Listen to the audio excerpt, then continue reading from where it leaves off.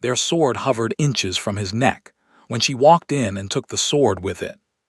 Part 1. Not ideal. The sword was beautiful. That was the first thing I noticed. Not the cold stone floor pressing into my knees. Not the 7-robed Verk judges staring down at me from their raised platform like I was something found on the bottom of a boot. Not the silence, which was the kind of silence that has weight and teeth. The sword. It was curved slightly, the metal a deep gray with a blue edge that caught the chamber light and held it. The blade was maybe 3 inches from my neck. I could feel the air displacement when the executioner, a Verk called Theo Von, shifted his grip. I thought, that is genuinely fine craftsmanship. This is what happens when you have been a first contact officer for 11 years and then a desk assignment for 3. Your brain stops responding to danger the way normal people's brains do. Normal people feel terror. I felt a low, flat observation that the metal quality was exceptional and that my knees were going to hurt tomorrow. If there was a tomorrow. Well, my name is Davin Marsh. I was, at the time of the sword situation, humanity's diplomatic envoy to the Verk Conclave. I want to be clear about what that title meant in practice. It meant I was the 14th name on a list. The first 13 had scheduling conflicts, better postings, more political value, or the basic instinct to say no when the assignment packet landed in their message queue. I said yes because I had nothing else going on. The Verk Conclave controls transit rights through the Thale Corridor, a stretch of navigable space that cuts 14 months off the journey between humanity's outer colonies and the supply lines they depend on. 14 months. That is not a number. That is medicine expiring. That is food shortages. That is the slow arithmetic of people dying from things that were preventable if the ship had arrived on time. So humanity needed the corridor. And the Verk, who had controlled it for 800 years before we even developed radio, were not in the habit of sharing. My job was to open a conversation, not negotiate, not resolve, just crack the door. I cracked it into my own face. Here is what happened. Humanity's colonial survey drones, 3 months before my arrival, had crossed the Thale boundary. The boundary is an invisible demarcation line with the legal and spiritual weight of a blood oath in Verk culture. We did not cross it out of aggression. We crossed it because the navigation software on the survey drones used a star chart that was 4 years old. And in 4 years, the Verk had redrawn the boundary by approximately 12,000 kilometers due to a territorial compact with a neighboring system. Nobody told us. To be fair, they did not know they needed to tell us. In Verk law, boundary changes are announced by ritual proclamation in the conclave chamber and then considered universally known. The proclamation had been made. It was therefore known. That we were not present and did not receive the announcement was, in their legal framework, irrelevant. The drones crossed the line. The conclave issued a formal grievance. I was sent to apologize. I apologized. The problem was tense. Verk High Formal, the dialect used in legal proceedings, has a grammatical distinction that does not exist in any human language. There is a past completion form, which means the violation occurred and has fully ended, and a present continuance form, which means the violation is ongoing. A proper apology requires the past completion form. It signals that the offense is finished, acknowledged, and sealed. I used the present continuance form. My translator had given me the wrong conjugation. I did not know enough Verk grammar to catch it. What I said, in front of the full conclave in their most formal dialect, was the rough equivalent of, "We are violating your boundary, we acknowledge this, and we intend to keep doing it." There was a pause after I spoke. The kind of pause that happens when something terrible has just occurred, and everyone in the room is waiting to see if the terrible thing knows what it just did. It did not. I smiled. I nodded. I clasped my hands in what I had been told was a respectful human gesture. 3 minutes later, I was on my knees with a sword at my neck. The thing is, they were not wrong. By their legal code, a representative who stands before the conclave and declares ongoing hostile intent, even through ignorance, even through translator error, has committed an executable offense. The law is the law because it has always been the law. Thale Vaughn, standing behind me with that beautiful gray blade, was not a villain. He was a functionary. He had a job. I had created the conditions for his job. He was doing it. I found myself cataloging his posture. He was 8 feet tall, which is average for Verk. His ceremonial robes were deep red, formal, the embroidery along the collar indicating his house and rank. He had been still for 4 minutes. He was not entirely still. The blade trembled, barely, maybe 2 millimeters of movement. If I had not been staring directly at the point of it from a very close and personal distance, I would not have noticed. Thale Vaughn was nervous. Not afraid of me. I was not frightening. I was a mid-40s human with bad posture and a translator who had ruined my career in a single conjugation error. He was nervous about something else, something coming. I started to think about what that something might be. The 7 judges conferred in low tones. The formal record keeper stood at the side wall, stylus ready. 2 ceremonial guards flanked the door, their attention directed outward, which struck me as odd. In every official description of Verk execution proceedings I had read during my transit, the ceremonial guards always faced inward. Protocol, tradition. The execution was the event. You watched the event. These 2 were watching the door. I filed that observation in the part of my brain that had been filing observations for 14 years, without ever quite doing anything useful with them. The lead judge, a Verk called Meandrow, raised one hand. The gesture meant the conference was concluded and the proceeding would continue. Thale Vaughn adjusted his grip on the sword. I thought about the Keyleth incident. I thought about the desk. I thought about the 14 months those supply ships saved by using the corridor, and whether any of that mattered now, and decided it did not. And then decided it did, and then decided I did not have time to finish that thought. I was right. The door opened. Not the main doors. The side entrance, the one used by conclave administrative staff, the one that was supposed to require 3 separate access authorizations to open from the outside during a formal proceeding. It opened. The sound that came first was not footsteps. It was the draw of a blade. Clear, clean, deliberate. The sound of someone unsheathing a weapon they had carried for a long time and knew exactly how to use. I did not turn around. I was not physically in a position to turn around, but I felt the room change. The 7 judges went rigid. Meandrow's raised hand stopped moving. The record keeper dropped the stylus. Thale Vaughn behind me exhaled once. The footsteps came then, even, unhurried, each step placed like a period at the end of a sentence. They stopped directly beside me. I looked at the boots. Regulation military issue. Left boot scuffed along the outer edge, a mark shaped vaguely like the southern coastline of a continent. The right boot was perfect. That was all I had time to see before the sword left my neck. Not pulled away, not lowered, taken. One hand came down and removed it from Thale Vaughn's grip, with the calm certainty of someone picking up an object that belonged to them. The chamber went so quiet I could hear the torch flames moving.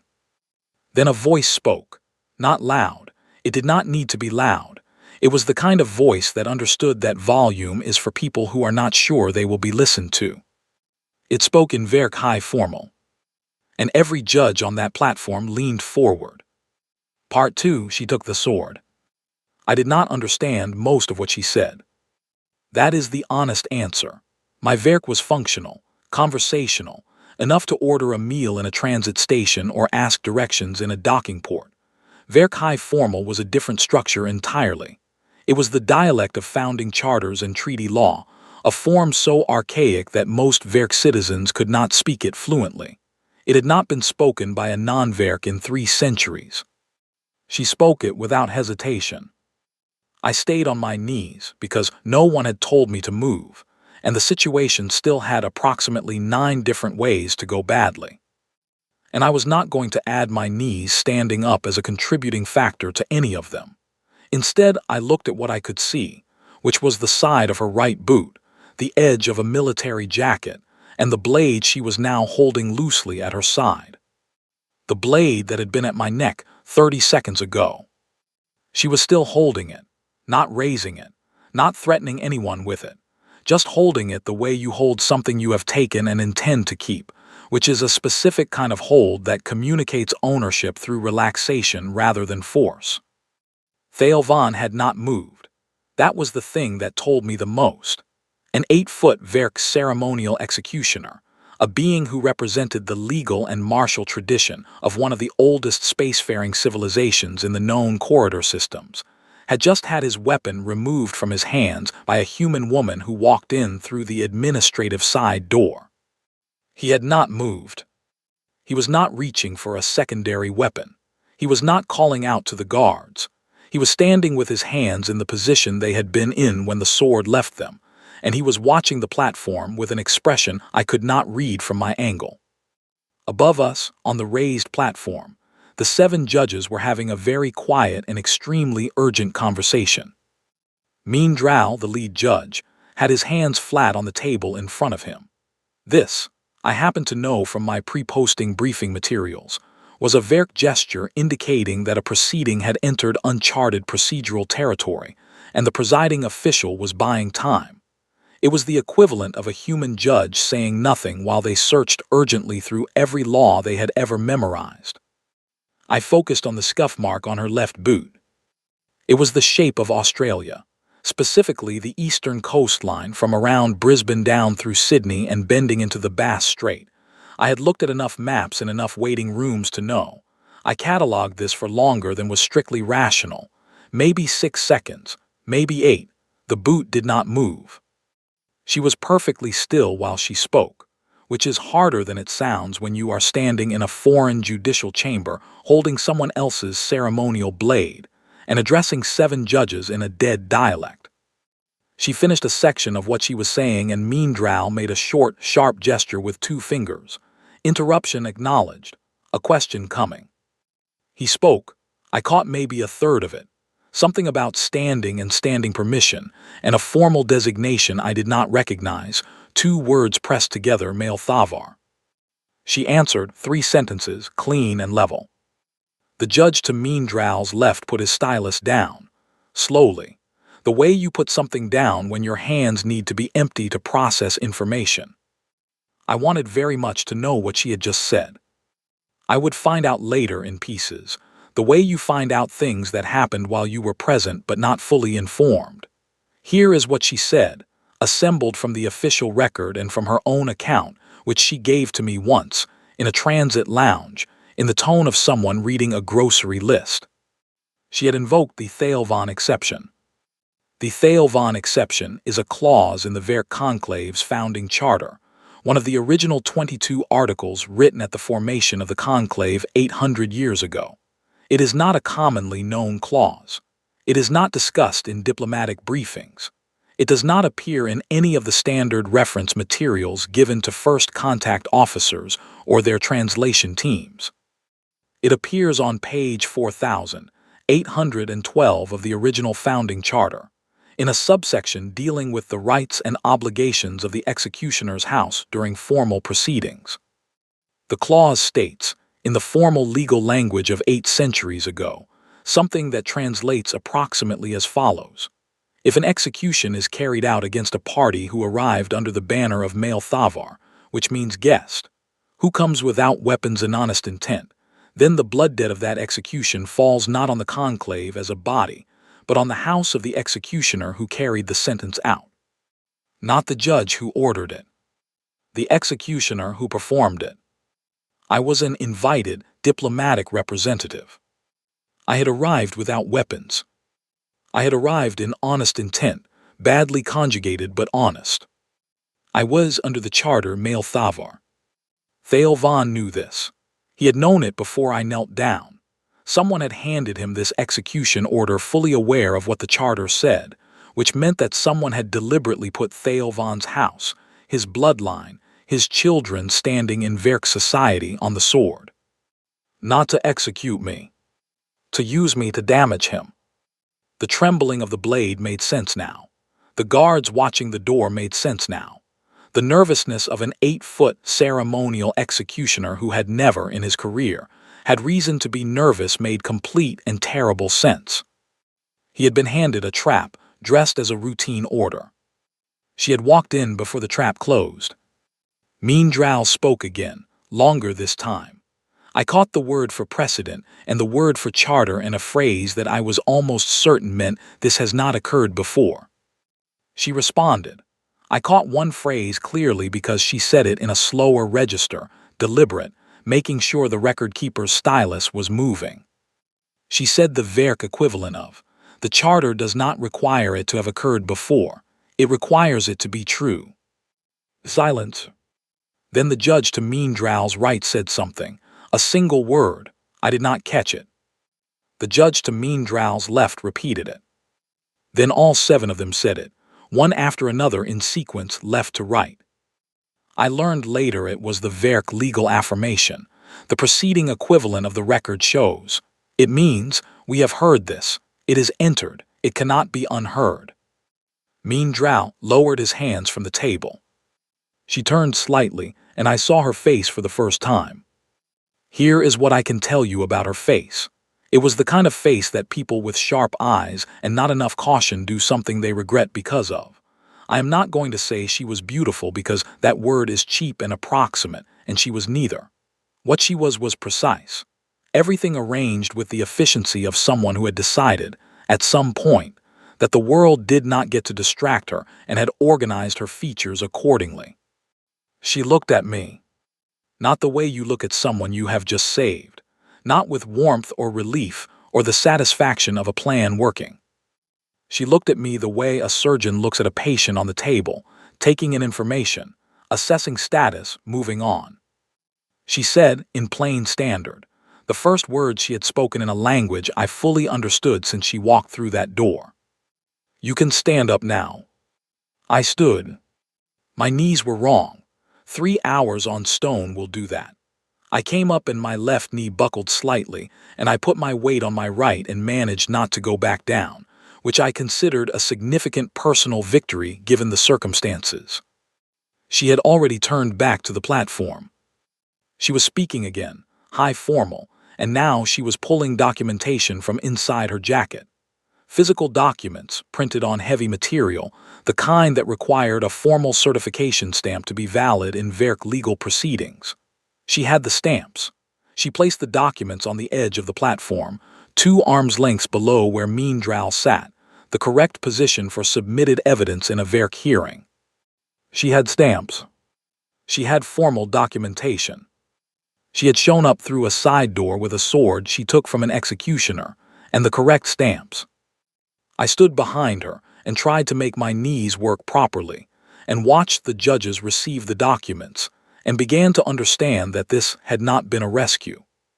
This had been a plan. I was part of it. I had not known I was part of it. There is a specific feeling that comes from realizing you have been a deliberate piece in someone else's strategy, and the feeling is complicated because on one side of it is the reasonable irritation of not being informed, and on the other side is the fact that the strategy worked and you are alive because of it. And those 2 things are difficult to hold at the same time. She reached back with her right hand without looking at me.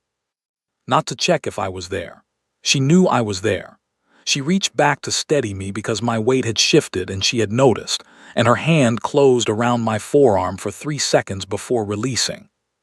3 seconds. I was thrown back 8 years. I did not show it.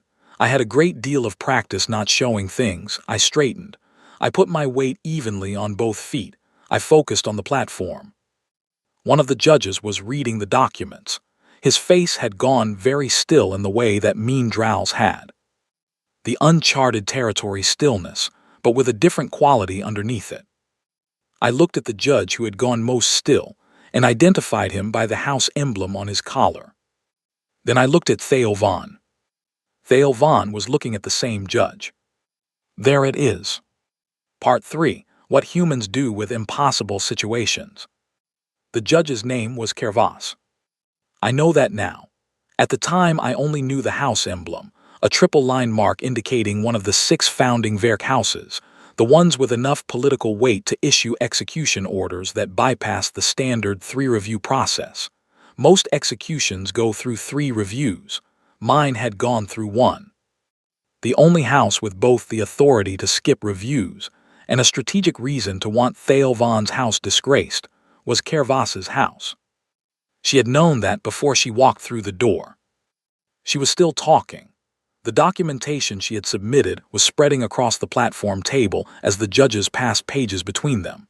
Occasionally, one would stop at a particular page and ask a question, and she would answer without pausing to find the words, without checking notes, without the half-second delay that even fluent speakers show when navigating a foreign legal dialect. She had the whole 40,000 pages in her head. I will explain that number. The Werk Conclave's founding documents, treaty amendments, House Compact records, and procedural annexes total 40,219 pages in their original form. There is a compressed diplomatic summary, about 300 pages, that is given to incoming first contact officers and their teams. I had read the 300-page summary twice. I had found it moderately interesting and largely procedural, and had made notes in the margins about the sections relevant to boundary disputes. She had not read the summary.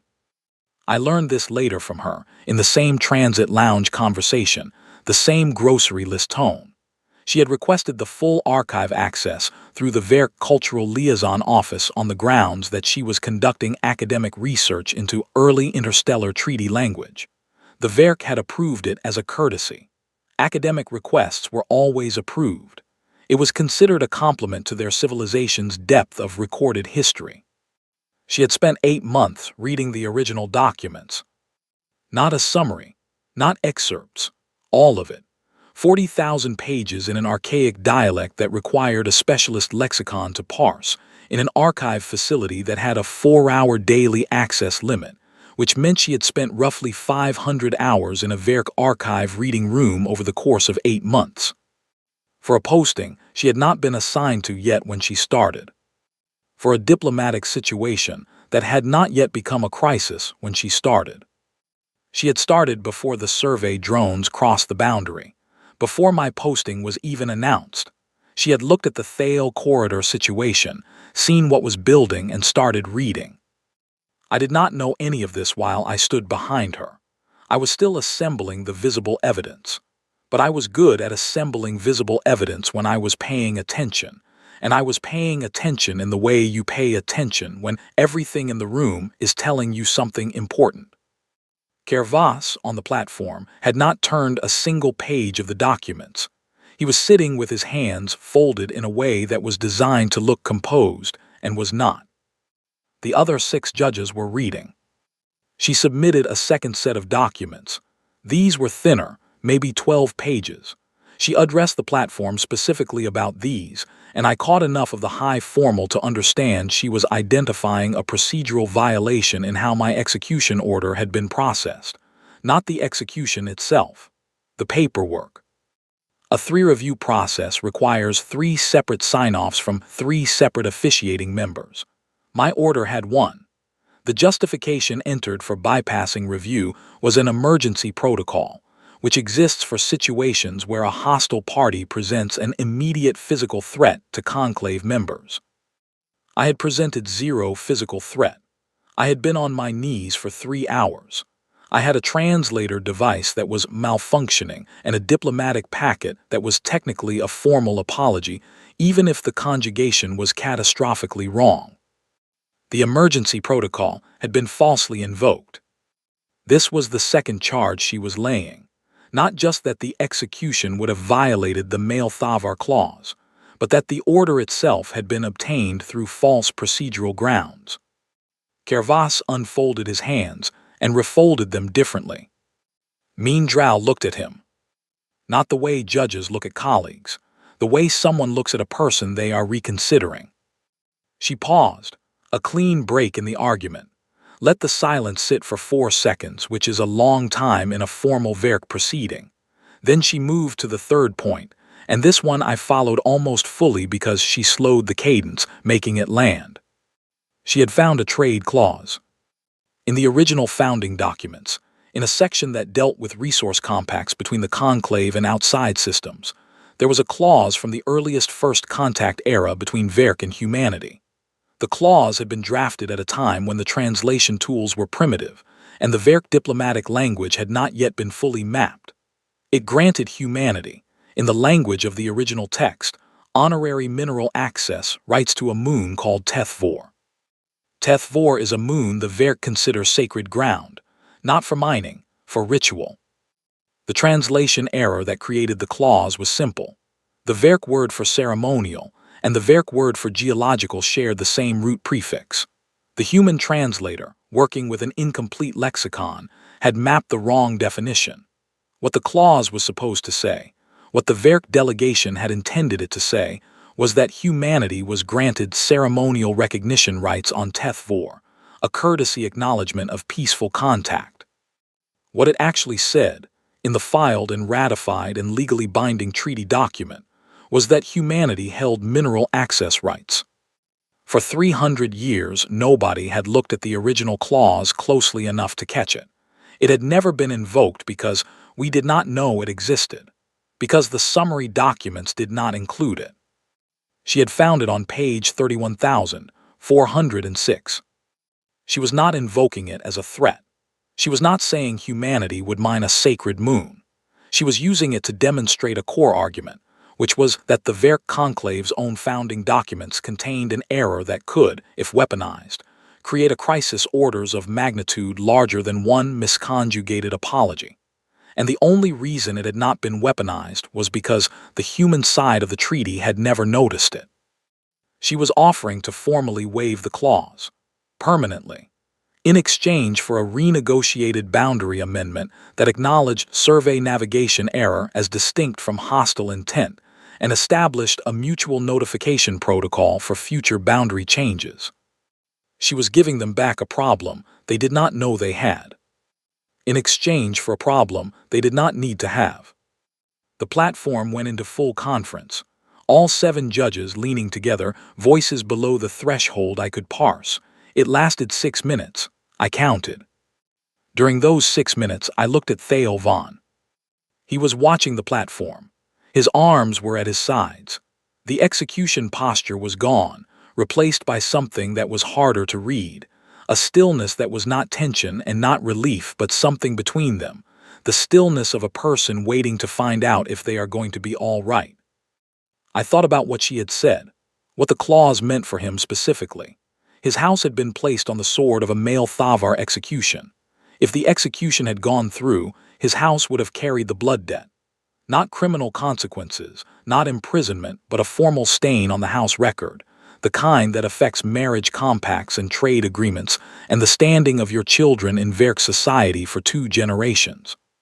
He had been set up, not for anything he did, for what he represented, for who his house's standing might threaten in the next conclave election cycle. She had read that too, somewhere in the 40,000 pages. The House Compact records, the political architecture of who had reason to weaken whom. The conference on the platform ended. Meandral straightened and spoke. I caught it fully, both because he was speaking in a slower, formal register and because I was focused completely. He said the execution order was formally voided on procedural grounds. He said the false invocation of emergency protocol was entered into the record as a formal censure against the member who had signed the order. He said the male Thavar status of the human diplomatic representative was officially confirmed and entered into the charter record as binding precedent for future proceedings. Then he looked at her and asked a question. She answered. He nodded once, extended a specific gesture, both hands open and turned upward, which I recognized from the briefing materials as the Verk formal acknowledgement of an equal party. He had not done that when I walked in. She turned to me. For the second time she looked at me directly, the assessment look, and then under it something else, something she was not going to say. She said, We need to sign the amendment before the session formally closes. I said, "What amendment?" She looked at me the way people look at someone who slept through the important part of a meeting. "The Boundary Navigation Protocol," she said. "I drafted it 3 weeks ago. It is page 4 of the secondary documents.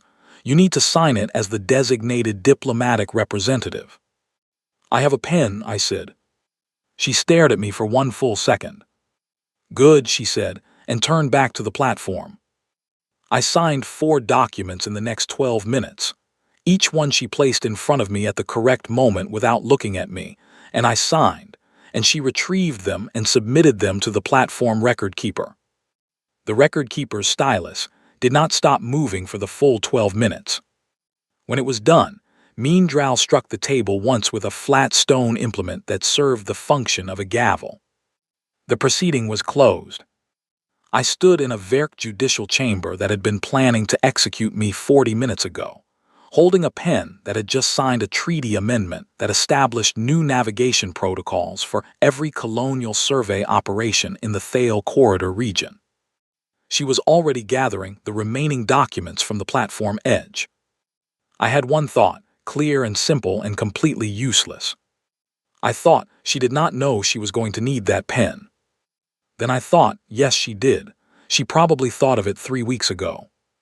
There it is. Part 4, the thing she did not account for.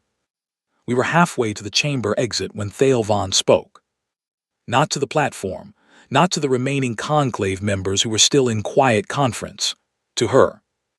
He said one sentence in Verk Standard, not the high formal, and the difference in register was its own kind of statement. The high formal was the language of the proceeding. This was something else. This was personal. She stopped walking. I stopped because she stopped. She turned to face him. He was looking at her with the expression I had been trying to read since she walked in, and now that I was seeing it from the front, I recognized it. It was not gratitude, though there was something in it that was adjacent to gratitude. It was the expression of a being who had been carrying something very heavy and had just been told they could set it down. He repeated the sentence, and this time I caught most of it. He was requesting a Thaelvon. The phrase is the same as his name. I found out later that his name and the cultural institution share a root word, the Verk concept of standing witness, which means a person who watches your actions and speaks truthfully about them. Verk executioner houses traditionally take names derived from legal and observational concepts. His family had held this role for 4 generations. A Thaelvon witness is a specific formal arrangement in Verk culture. If your house is used as an instrument of harm against another party, and that harm is prevented, you carry a debt of obligation to the party who was harmed, not a debt of service, not monetary compensation, a debt of witness. You or a member of your house formally binds to the injured party for a period determined by the original harm, and during that period your sole obligation is to observe and speak truthfully about that person's deeds. It is not considered a burden in Verk culture. It is considered an honor. A witness's word is worth more than a contract because a witness has no stake in the outcome. They do not benefit from lying. Their only function is to see clearly and report honestly. He was asking to be her witness. She did not answer immediately. The silence lasted long enough that I noticed it, which meant it lasted long enough that everyone in the chamber noticed it. Sable, which I knew her name was by then because I had read her name on the treaty documents I signed, was standing still. And Sable standing still in a room full of Verk and diplomatic paperwork, and the aftermath of avoided execution, was a different quality of still than her usual operational efficiency. She did not know what to do. I understood that in the same moment she understood it, which meant I understood it slightly before her because I was watching her, and she was watching the middle distance. The refusal of a Thaelvon witness is an insult in Verk culture, not a mild social offense. A formal insult, the kind that enters the house record of the person who refused and sits there for 2 generations, alongside the blood debt that the witness offer was trying to resolve. You do not refuse. You accept or you negotiate the terms. but no human had ever accepted one. There was no precedent, no protocol, no section in any diplomatic briefing, summary, or full archive that covered what happened when a human accepted a Verk witness obligation. She had walked into this chamber with 40,000 pages in her head, and a plan that covered every contingency she could identify, and Thale Vaughn had just handed her a situation she had not prepared for. I could see it, the slight change in her posture, the way the document she was still holding shifted in her grip. She turned her head and looked at me. Not the assessment look, not the status check. She looked at me the way a person looks at someone standing next to them when they have reached the edge of their map. I could have stayed quiet. Staying quiet has historically been the safe option for me. I am a person who files observations in the useful someday compartment and rarely opens the compartment at a time when it matters. I opened it. I did not think carefully about whether to speak. I just spoke. "Say yes," I said, quiet, not performing for the room, just to her. "His word is worth more than the treaty." She looked at me for a full 3 seconds. I watched her recalibrate. There is no other word for it. She was a person who computed quickly and adjusted faster, and she took the information I had just given her and ran it through whatever process she used to make decisions and came out the other side of 3 seconds with her answer ready. She turned back to Thale Vaughn. She spoke in Verk standard, not high formal, standard, matching his register, which was itself a thing I had never thought to do in any negotiation I had conducted in 11 years of first contact work. She accepted. Thale Vaughn brought both hands to the center of his chest, right over left, fingers spread. I did not know that gesture from the briefing materials. I had not seen it in any documentation. I looked it up afterward. It is a gesture reserved for the founding of a house compact, the formal initiation of a deep obligation. It is not used lightly. It had not been used in a non-Verk context in the recorded history of the conclave. "He used it." The record-keeper's stylus was moving again. Mean Drow, still at the platform, said something brief to the other judges. One of them nodded. The moment was being entered into the formal record not as a footnote but as a primary notation, which meant it would appear in the indexed summary documents and not only in the full archive. She had just created a precedent that would appear on page, one of the next generation of diplomatic briefings, for any human envoy posted to Verk space. We left the chamber with Thale Vaughn 1 step behind and to the left, which is the witness position, and which he took without instruction or ceremony, the way someone takes a position they have been born knowing. The corridor outside was empty, pale stone, long. The light here was different from the chamber cooler, and I felt my legs inform me that the 3 hours on the floor had been an experience they would prefer not to repeat. We walked for 20 seconds in silence. Then she said, without turning, without changing the pace of her steps, "How did you know that?" I said, "I read the same 40,000 pages." She turned her head slightly, not fully, enough to catch my reflection in the polished corridor wall. "You read the full archive," she said. "I had a long transit," I said, "and insomnia, and a translator that was already failing, which made me nervous about relying on secondary sources." She was quiet for 4 steps. "You read them and still conjugated the apology in present continuance." She said. "I missed the conjugation section," I said. "It is on page 38,000. I ran out of transit time around page 36. The silence that followed had a different quality than the ones before it. I cannot fully describe it.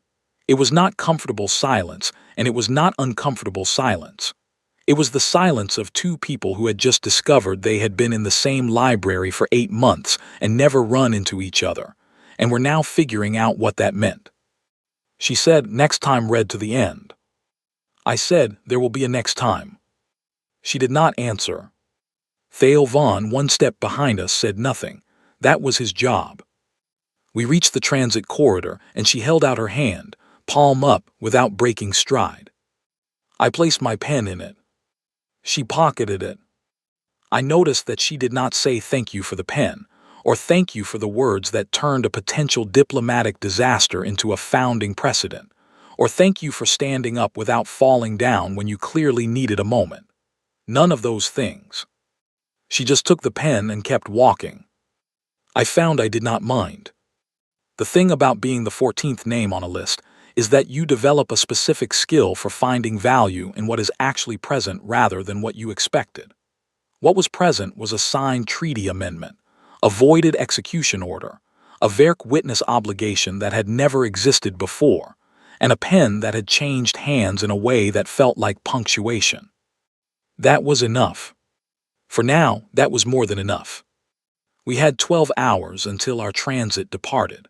I had a debrief report to write that would be read by 12 people, none of whom had been willing to take this posting, and all of whom were going to have a great deal to say about how it had resolved.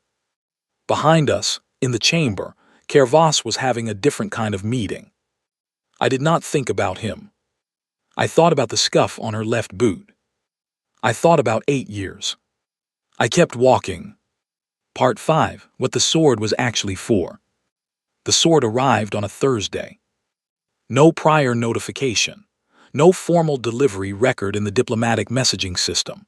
Just a courier package on my desk when I came in, wrapped in Verk ceremonial cloth, deep red, with a seal pressed into the fabric that I recognized as the Thale von housemark. I sat down. I looked at it for a while. I did not open it immediately. Outside the office window, the station's transit ring was moving, slow and steady, the way it always moved. Ships coming in. Ships going out. 14 months saved for every vessel that used the corridor now, under the amended navigation protocols that had been filed, ratified, and distributed to every colonial survey operation in the region 3 weeks after the conclave proceeding. 3 weeks. That was how fast the Verk administrative process had moved, which, for a civilization that had been conducting business the same way for 800 years, was essentially instantaneous. The amendment had a priority notation attached to it in the filing index. First of its kind, the notation said, mutual protocol established by recognition of navigational error as distinct from hostile intent. It had Sable's name on the drafting record, mine on the signatory line. In the citation footnotes, there was a third name, Thale von, as standing witness to the accuracy of the preceding record. I opened the package. The sword was inside, wrapped in a second layer of ceremonial cloth, this one a lighter color, the Verk pale gray that indicates a resolved matter. Not forgotten, not buried, resolved. There is a distinction in their culture between those things, and they mark it in the color of the cloth. I lifted it out, held it by the handle. It was lighter than I expected. The blade caught the office light the same way it had caught the chamber torchlight, that deep gray with the blue edge, the quality of the metal absolutely consistent with what I had observed from a very close and personal distance. There was a note with it, formal Verk script, 3 sentences. I did not need the translator for it. 8 months of reading had done something to my ability to parse written Verk, something that the pre-posting language training had never managed. The brain, it turns out, learns faster when there is a sword involved. The note said, translated as precisely as I could manage, the blade that was turned from its purpose returns to the one it was meant to protect. In our house records, your name sits beside Sable Oren's. This is not a gift. This is a returning. I read it twice. I set the sword on my desk flat, the way you set something down that you are not sure yet where it belongs. Then I wrote my debrief report. The report was 11 pages. I wrote it in one sitting, which was unusual for me. I am not a fast writer by nature. I am a thorough one, which usually makes me slow, but that morning the pages came without the usual stops and reconsiderations. There was something clarifying about having been almost executed. It removed the hesitation from the sentence construction. The report covered the procedural failure of the survey drone navigation system and my recommendation for a new cross-referencing protocol using current Verk boundary charts. It covered the conjugation error, and my recommendation that all diplomatic translation equipment be independently verified against primary language sources before any formal proceeding. It covered the procedural manipulation by Kerr Voss and the formal censure that had been entered against him in the conclave record, with a note that the political implications for his house's standing in the next election cycle were significant and likely to reshape the internal conclave dynamic in ways favorable to the existing boundary amendment's survival. Then I wrote a section I had not planned. I wrote about Theovan, not as a procedural element, not as a functionary or an instrument of the events. I wrote about the trembling blade and what it meant, the nervousness of a being who had been handed an order that would destroy his family's standing and had no legal means to refuse it. I wrote about the House Compact gesture he made when the obligation was accepted, and the way he had taken the witness position without instruction, with the ease of someone returning to something known. I wrote, he was not the danger in that chamber. He was the indicator of where the real danger was located. The executioner is never the person you should be watching. Then I stopped. I read that last line back. I thought about the Keyleth incident, about the desk, about the 3 years of processed reports and pre-screening memos and twice-translated briefings that had landed on my desk while other people did the actual work. I thought about walking into a room and being the indicator.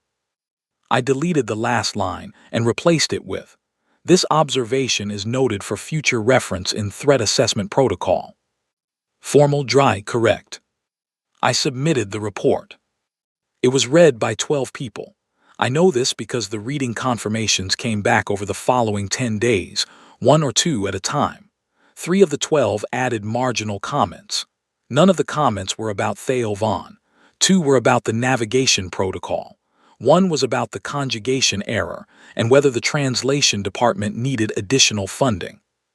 Nobody asked about the sword. Sable's transfer came through the following month. I heard it from Owen Grady, who ran the communications desk on the 7th floor and had a talent for learning things before they were officially announced. He told me over a meal in the station canteen, in the tone of someone delivering mildly interesting news, that Commander Oren had been posted to the Drevith system, 3 systems out past the corridor, a deep posting, the kind that took 2 years minimum and often extended. She had requested it. I sat with my meal and thought about that. She had spent 8 months preparing for a crisis that was not yet happening.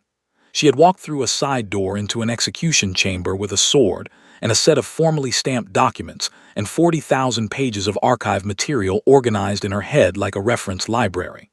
She had created a legal precedent, resolved a political trap, established a first-of-its-kind cultural obligation, and signed a treaty amendment, all in approximately 40 minutes. Then she had requested a deep posting 3 systems away. I thought about asking why. I thought about it seriously, the way you think seriously about something you are fully capable of doing but are not sure you should. I could have sent a message. It was not prohibited. We had signed documents together. There was a professional basis for communication. I did not send a message. I hung the sword on the wall above my desk that afternoon. Using a simple bracket I picked up from the station maintenance supply room. It sat flush against the wall, horizontal, the blade facing left. In the morning when the light came through the office window at the right angle, the blue edge of the metal caught it and held it the same way it had in the chamber. The first debrief officer who came through my office after the sword went up was a young woman named Clara Booth, newly assigned, working her first independent posting review.